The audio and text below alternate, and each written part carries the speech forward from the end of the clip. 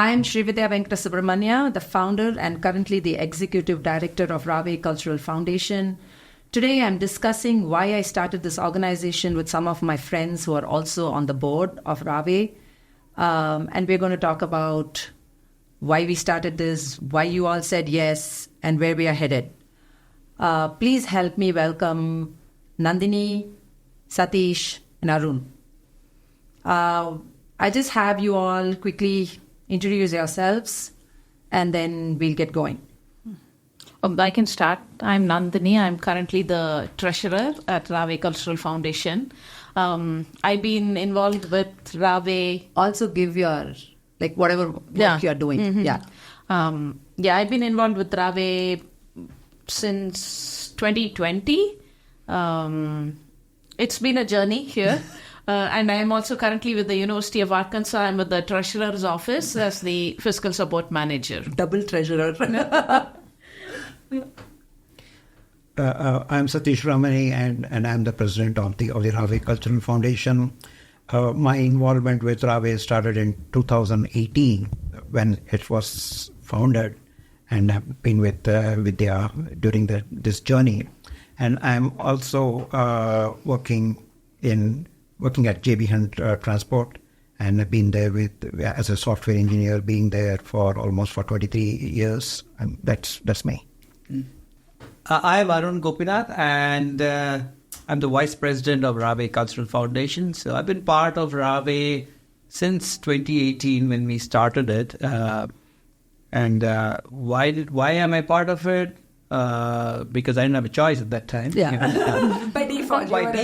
I was part of it. But apart from Rave, I work at Walmart. I work in their finance area, and I've been with Walmart for about 16 years. That's how long we have been in this area as well. We moved in 16 years ago for Walmart, and we have stayed. Yeah, and I am Srividya.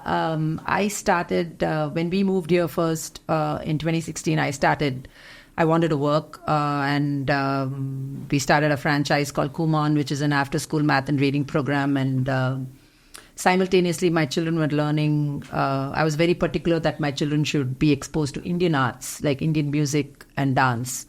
And through that search and through that experience in 2018, just about barely, I think, a year after I lost both my parents, I really felt the need, the personal need to do something more with my life, and with my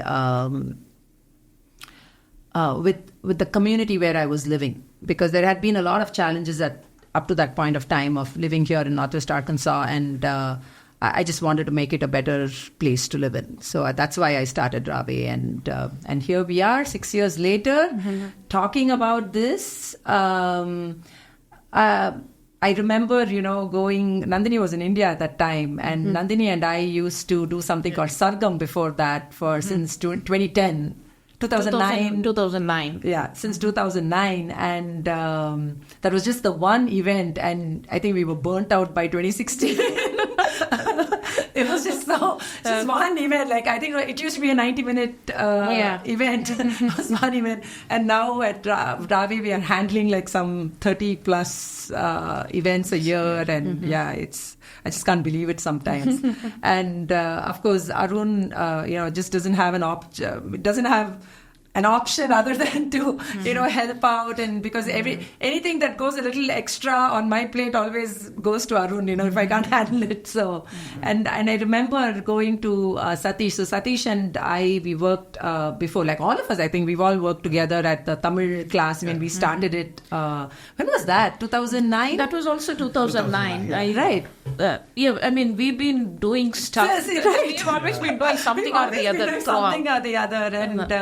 And you used to be treasurer with the Tamil class at that time. And so, this team was just meant to be, I suppose. I guess, yes. Yeah, and we had Gokul and Smita when we first started on the board. And Lalita,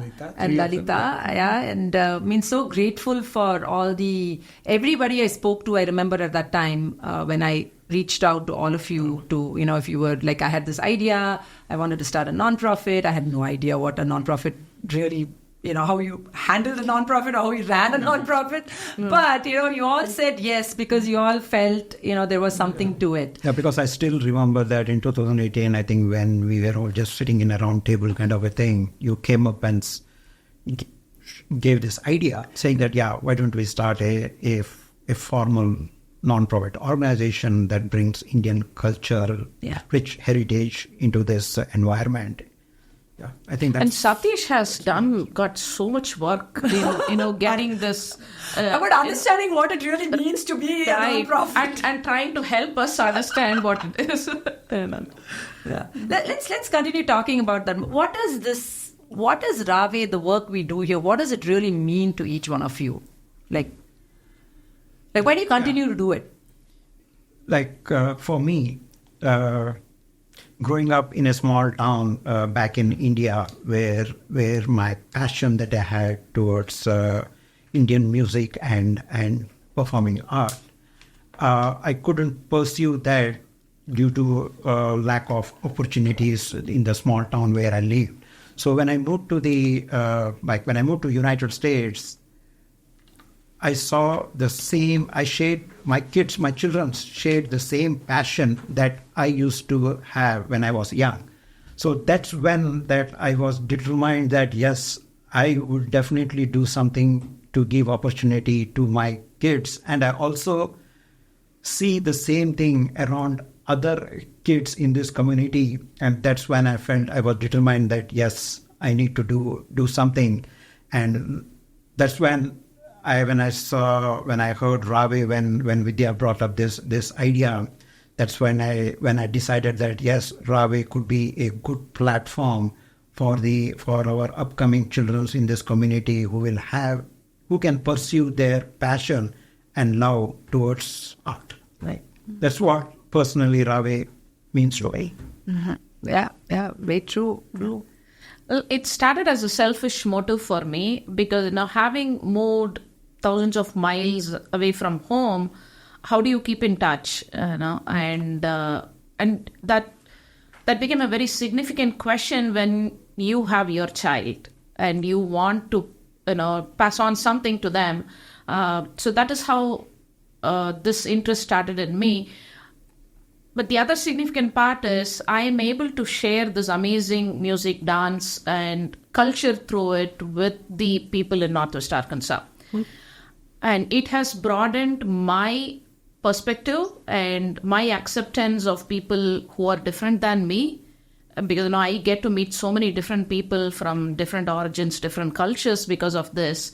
So that way it has really helped me to broaden my perspective and accept people as they are. It's a work in progress. Always. But yes. That's great. For me, I think it's the exact opposite of Satish. So I grew up in India in big cities, but I never really valued or understood what this meant. And your sister was learning dance. My sister was learning classical dance, but I never really appreciated any of it. I used to accompany her to classes, but I never really paid attention. So, sometimes you don't value the things till you don't have it. Mm-hmm. And then when, after Vidya and I got married and we had Matangi and she started showing more of inclination to learn dance, I'm like, oh, maybe there's value. And then as I started, listening more and understanding more, I said, oh, this is something that I truly have never valued. And how do I make sure that my children or other children growing up in this area an opportunity for and understand the value is what kept me going. So it's like something I didn't value, but I'm coming to realize, hey, that's a mistake I made. So how do I get my children or other children growing up in Syria realize earlier, like, what are they missing? And so I can sum it up. 3 words that I had was community, Rave meaning community, opportunity, and identity. Nice. Those are kind of the 3 things. Love it. I love it. Oh my gosh. That's going to be our new slogan now. Yeah. Arun, you gave us a new tagline.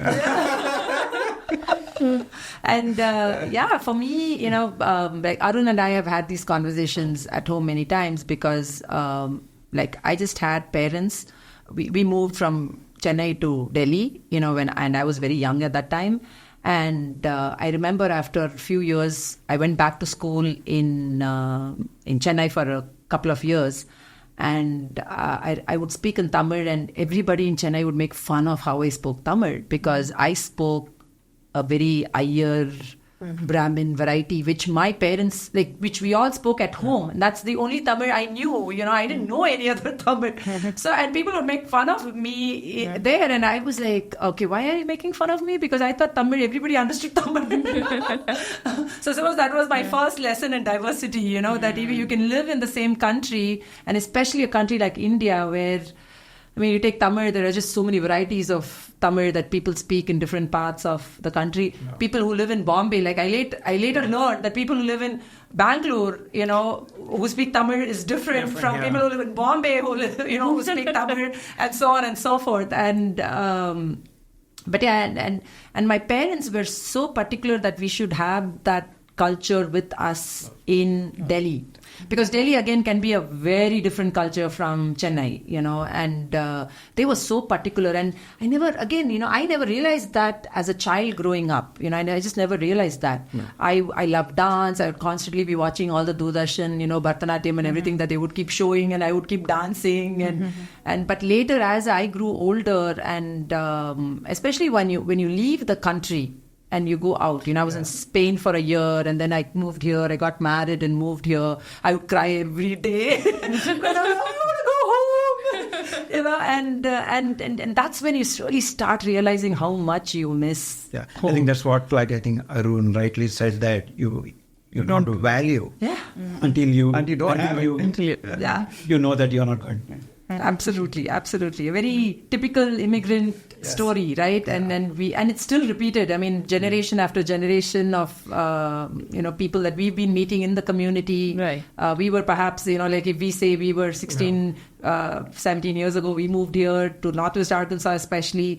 There have been successive families that have moved here since then, and they face very similar challenges and issues. So what does diversity mean to you? What does that word recall? How do you live that word every day? Because today we're talking all about lived experience. So very specifically, what does that mean to you? For me, diversity is if you want to just go by the dictionary word, it's a cornerstone for any vibrant community. But for me, in terms of, let me put that into perspective from Rave.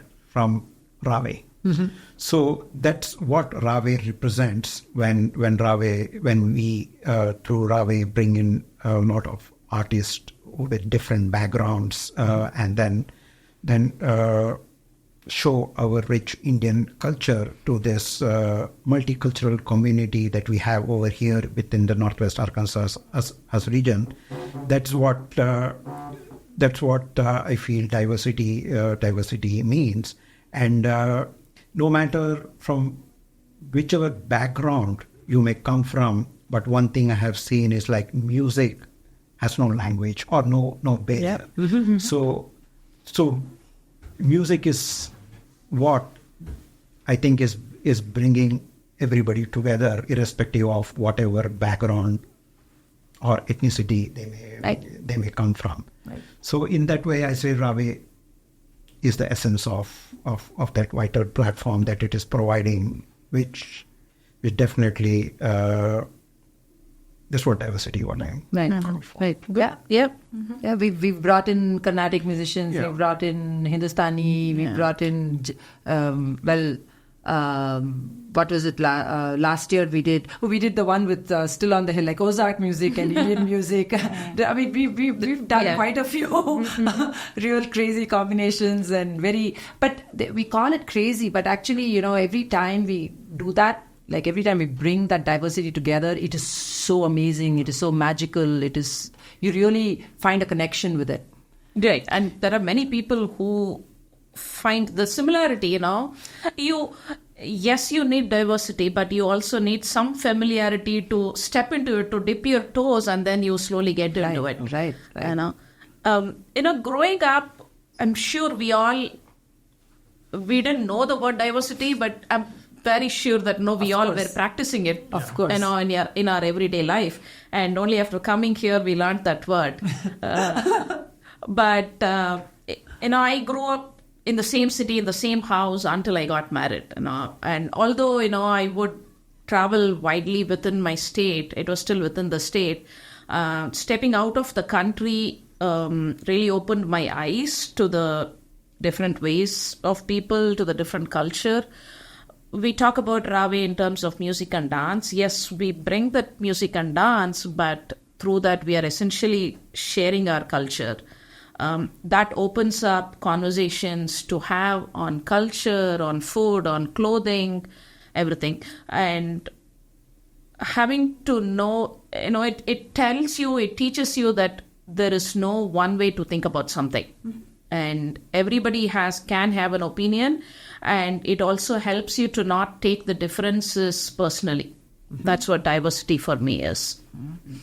It creates a just society, and at the end of the day, that is what we all are striving to do. We talk about equal opportunity and practicing diversity in your everyday life, where you create a just society and everybody has that opportunity, is what we all are looking forward to. Yeah, there's space for everybody around the table, right? For me, again, similar to what Nandini was saying, is I grew up in Calcutta a lot, so I thought it was normal for people to I speak Tamil at home, go outside, speak in Bengali with my friends, go to school, learn in English, or speak in Hindi, go to my neighbor's house, and they used to have totally different cuisines. So I just assumed everybody was like that. That was normal.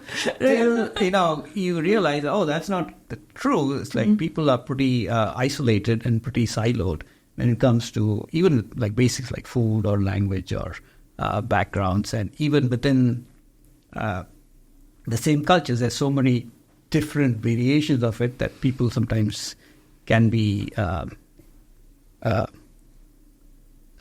they may not be accepting of each other, even within the same community. And then as for work, I've lived in Southeast Asia for a while, where you come to appreciate a totally different culture. And then when you moved to the US, that's when, as Nandini said, the word diversity actually came into my vocabulary, because I didn't realize that's what people called it. But if you look at even Northwest Arkansas, I was reading recently, the population of Northwest Arkansas is close to 590,000, and it's just growing.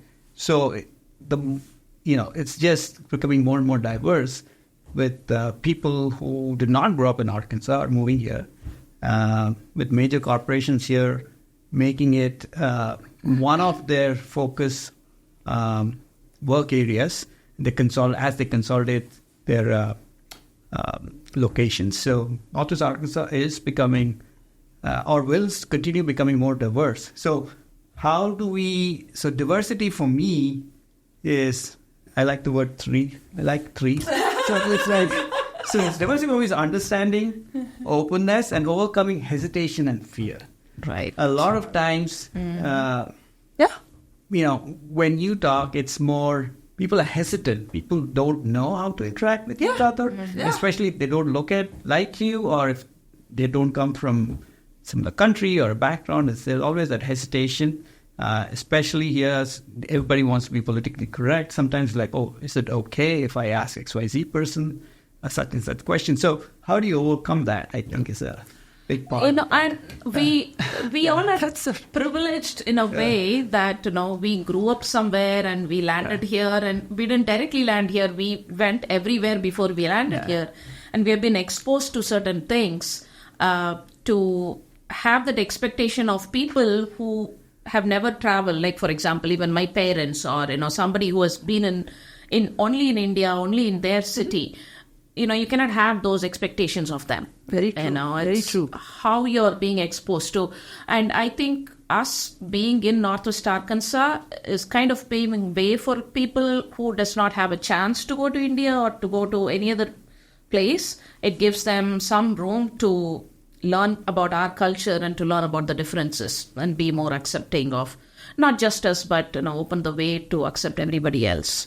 Yeah. And this, Arun, the third word that you said, that hesitation and fear, I really like that word because I would say that I was like a victim to that. Yeah. Because and Rave and other cultural organizations that I was involved after coming to the United States did help me to come out of my fear and hesitant.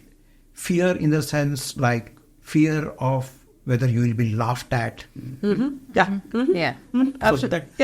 That's the right, I think, the words that you... And I think we've all address. experienced that. And it's all of us had that feeling from time to time, given you're in a new country. Yeah. And generally with immigrants, what happens is they become more and more insular. So how do you get out that mentality is hard. Yeah. So because everybody likes their comfort zone, which is, hey, I'm going to talk to people that I know.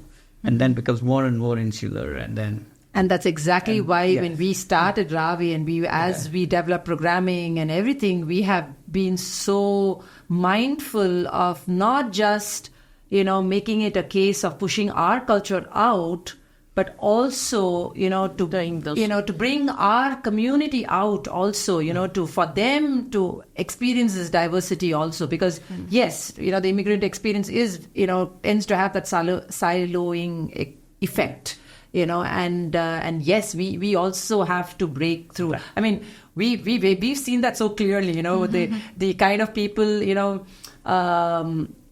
the people from which states or which parts of India come to which kind of show that we are having. I mean, just within our own, even though it's such a small Indian community here, but even within that, we are not comfortable going, to a Punjabi event or a Gujarati event or, something else.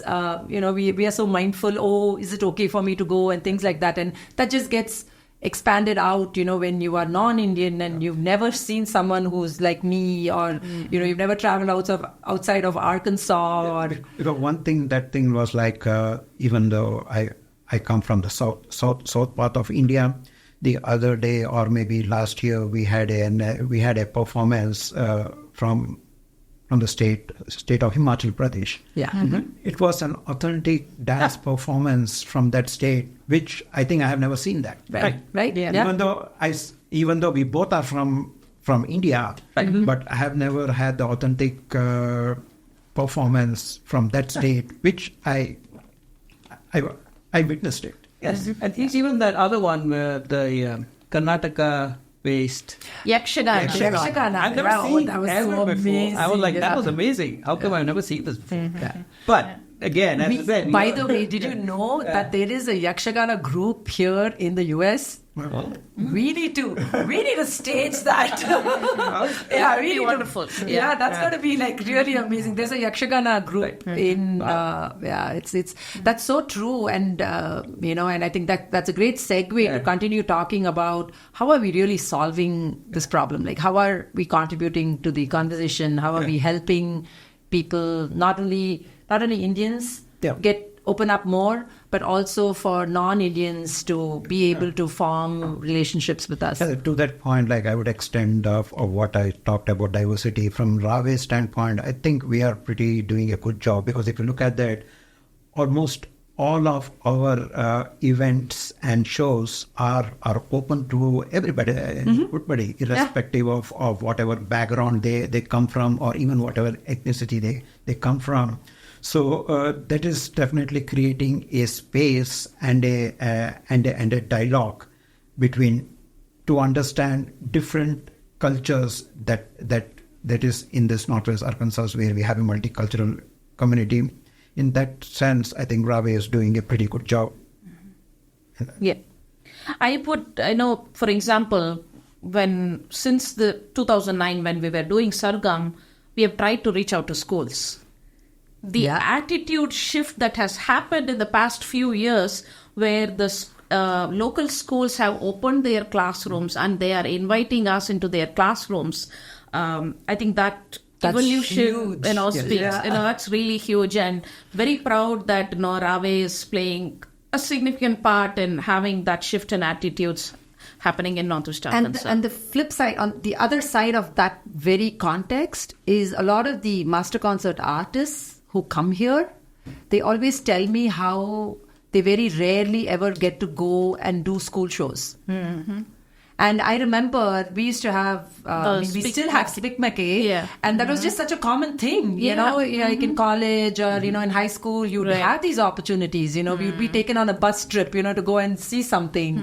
And, you know, so that's just so amazing that the artists are also so open to that. They enjoy it so much, you know, I mean, the concert is there, you know, the staged concert, you know, and all that, but that interaction with children and that's really and you guys have been doing it, so it's not like you did it once and gave up. So that's where consistency and persistence, because things change and people change and attitudes change, and as I said, population is changing, it's becoming more diverse. So I think openness is increasing and Northwest Arkansas is changing. I mean, it's been a dramatic shift over the last 16 years, as you know, if you see. Definitely. It's been like the general perception and outlook and attitude has certainly seen a big change and shift. And that's because of, where, you know, both from a community perspective and then the corporations that are here are helping drive that to a certain extent. By bringing people from all over the world, or it's... and there are creating people opportunities at inside, grassroots level who are also making these big positive impact at community level. Now that makes a huge difference as well. I mean, it has to. I mean, you need that whole environment, right? I mean, you need all the pieces, because without that, it really wouldn't happen. And you know, one of our commitments, you know, when we first started was because the big push with popular culture, right? I mean, that's the easiest, that's the low-hanging fruit, right? I mean, you get the Bollywood song out, you know, you just do the jhatkas and the matkas and, you know, I mean, and you think and that's Indian culture. Right? And I mean, but that's the easy fruit. I mean, it's not to blame anybody, but that's the easiest thing you can do. You know, you wear you know, your chanya choli, you know, whatever, and you dress up a little bit and you put on the music and you dance, and that's it. And you feel, you know, as if you've been to India or something. But then, you know, we are a culture, you know, that's like just thousands of years old, you know, which means a lot of our music traditions, our dance traditions, our folk traditions are just so old, and, you know, they've been passed down, you know, generation after generation through so much upheaval, you know, historic and political upheaval in the country, and, you know, 200, 300 years of colonial rule and everything. I mean, just all of it, which could have so easily been wiped out, but it was not. It was not. And to kind of continue that and to keep going with that tradition in some way or the other, you know, it involves a little more quality, a little more seriousness of using it, of practicing it. And we've done I remember when we first started, I remember so many people told us that, you know, nobody would come, and, you know, we used to, Sargam, we used to have like 50 people show up. In fact, like if you look at it, in Sargam days and when we started Rave formally in 2018, our programming events, the audience crowd, you can literally count them in fingers. But today, in the last 4 years, today, whenever we try to find a auditorium, we always have to make sure that, is that auditorium sufficient enough now? To also monitor. That's what it is now. The last 2-3 shows have been sold out, like been, I mean, 200 plus. Yeah, and I think the way Rave and you guys, you know, especially you and Nandini, have been pushing to partner up with local other nonprofits and other bigger organizations here certainly helped us drive more awareness of Rave. Absolutely, make us seen as a standout organization that's actually doing some serious work. Yeah, because our one of the conditions we always say, you know, whenever we meet with other organizations is, you know, how authentic are we going to engage authentically? Because that is important for us. You know, let's not just do this to check off. I think that quality of the rich cultural heritage that we are trying to preserve is what I think creating a brand name for Rave. And if I think going forward, if for any Indian authentic performing arts, I think they will look upon Rave. Well, I think Rave is already there in Northwest Arkansas for sure. Yeah, I think we have made that name for ourselves. Yeah, we just have to continue operating with the authentic self that we have been trying to project, not project, but we try to live it. Yes. It's like not be someone we are not. Yes. And how do you continue, being managed professionally? I don't know if that's the right word, but how do you make sure that you're holding... Yeah, how do we continue the work? Professional Yeah. organization. It's not a one and done, or it's not a something you do on the side, but how do you make it like, hey, no, just be serious about it and continue it. Right. Something that we feel has a bright future ahead of it. Yeah. And that is exactly why we started this podcast, because we are over the next few months. This is going to be a limited series podcast right now, but we will in the future sessions, podcast meetings, we will be exploring more about, all the different aspects of running a nonprofit and, and how do we...